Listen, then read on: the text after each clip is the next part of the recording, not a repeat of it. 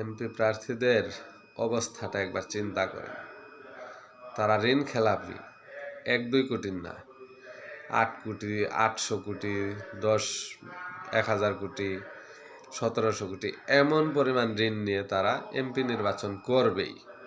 এবং ঋণ গৃহীতা ঋণ দিতেছে আস্তে আস্তে এমনটা কিন্তু না, তারা ঋণ খেলাপি, মানে ঋণ দেওয়া তারা বন্ধ করে দিছে, পরিশোধ করবেই না, এমন টাইপের আর কি। এই ব্যক্তিগুলা নির্বাচন করতেছে এবং ইসি সেটা অবৈধ ঘোষণা করলো। পরবর্তীতে আবার যখন আপিল শুনানি হইতেছে তখন তারা সেখানে আপিল করে আপিলটা ফেরত পাইতেছে। তো এখন ইসি বলতেছে যে আচ্ছা মনোনয়ন বৈধ করে দিলাম, কিন্তু ব্যাংকের টাকাটা দিয়ে দেন। চিন্তা করেন, ইসি অনুরোধ করতেছে ব্যাংকের টাকাটা দিয়ে দেন। আশ্চর্য না? ওরে ওই জায়গায় ধরে বলা উচিত ছিল টাকাটা দিয়ে তুমি যাও, আর তোমার কোনো এমপি নির্বাচন করা লাগবে না, কারণ তোমার হাতে প্রকল্পের টাকা দিলে তুমি যে কি পরিমাণ জনসেবা করবে এটা তোমার ঋণ খেলাপির ধরন দেখেই বোঝা যায়। আর জনগণের কথা কি বলবো, এত কিছুর পরেও যদি তারা তাকে ভোট দেয়, তো বাস সে নিজের পশ্চাতে নিজেই দিতেছে।